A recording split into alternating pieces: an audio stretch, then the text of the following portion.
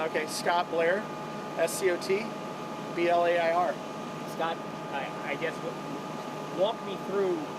You said you were on your way here to brew beer as if everything was normal. When did you first find out something happened?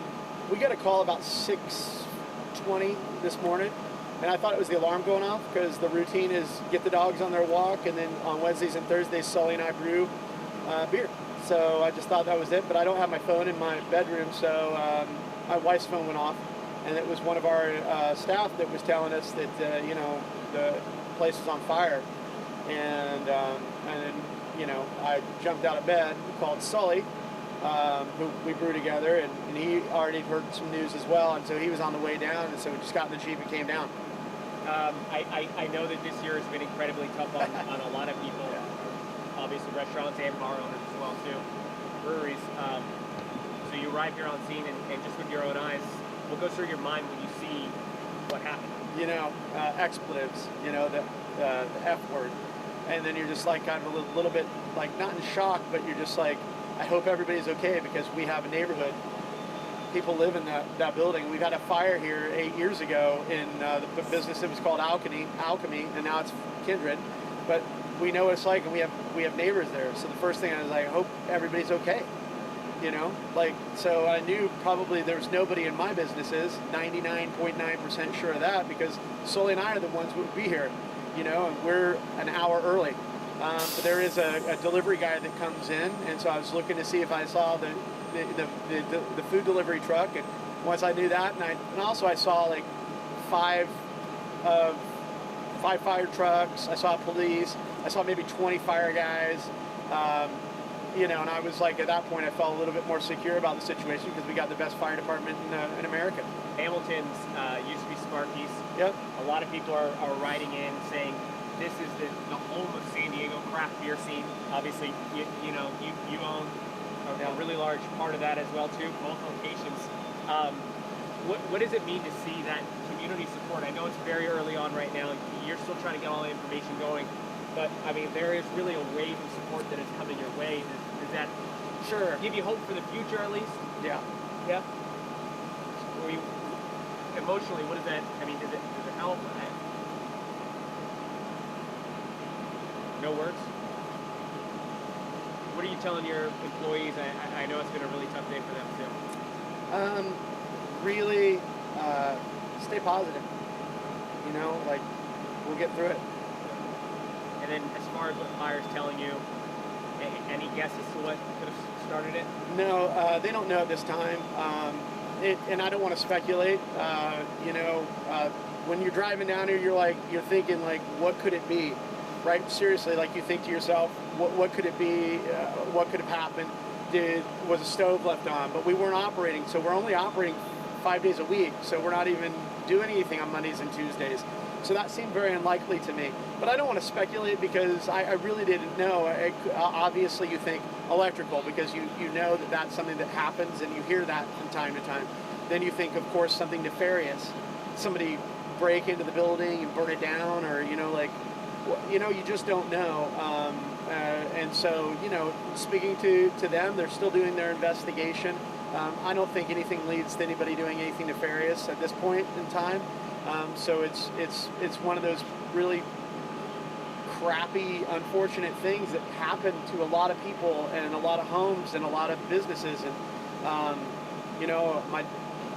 nobody got hurt. So Hey, you told us Hamilton has been closed since July, right? Yeah. So the pandemic has just been a nightmare for our business, and it's been hard to survive as it is. And we pivoted and started doing the al fresco dining, and that was able to kind of give us a position of where we're bailing out water out of the boat at about 80% to the 80% of the rate. So, but we're still taking on water, and just to use that analogy. And so we just got to kind of the point where it's like, hey, there was a lot of hope with the Moderna and the Pfizer vaccinations.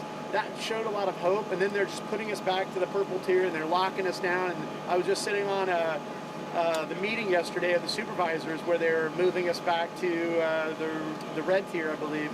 And so that was really going to cripple us even more with killing the 25% indoor seating. So that was kind of a bummer. And I was just talking to my friend, and literally had said, this week I woke up on Monday and I said, I'm going to stay positive. I said, I'm not going to be upset. I'm not going to let it, any of this stuff. We're just going to stay positive. Let's get through February, and let's see where we're at in America. Let's see where we're at with this, controlling this pandemic. And let's try to stay as positive as possible. And then, I'm waking up. Today is usually a good day because we get to brew beer. And I love brewing beer. I love curating beer. I love doing everything with beer. And so, and then this happens, and it just is like, it's a heavy blow. But to be honest with you, I mean, nobody's hurt. I know that, and I'm, not always a glass half full kind of person. You still sound very positive considering everything. That's what I was telling my staff. And, that's what you have to do. At this point, you just, look, let's call the insurance people. Let's get a hold of the people that we need to get a hold of.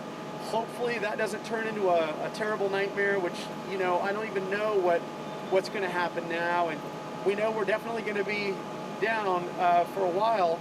And can we come back? Can we survive? Or is this the final nail in the coffin? I don't know. But I know this, dude. I was a former Marine. This is a drop in the bucket. I've seen a lot worse. I've been through a lot worse than this. Nobody was hurt. And if it is what it is, I went down swinging. That's, anybody that knows me knows that I take it as it comes, and try to stay positive. I just want my staff. We had leaned out already, and the people that were coming back were, it just really sucks for them, and that's going to be very difficult. But I think the next 5 or 6 days, it's going to bring a lot more things to light of where we're at, what situation we're at. But right now, I don't feel relieved. I don't feel happy. I don't feel, anything. I don't feel shocked. I just feel like you've got to be kidding me. You know what I mean? Like, are you serious? Like, really?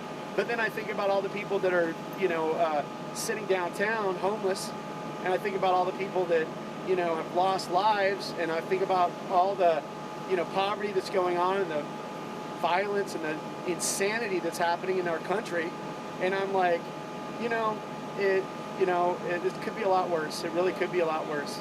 I'm still living here in San Diego, and we'll see what happens.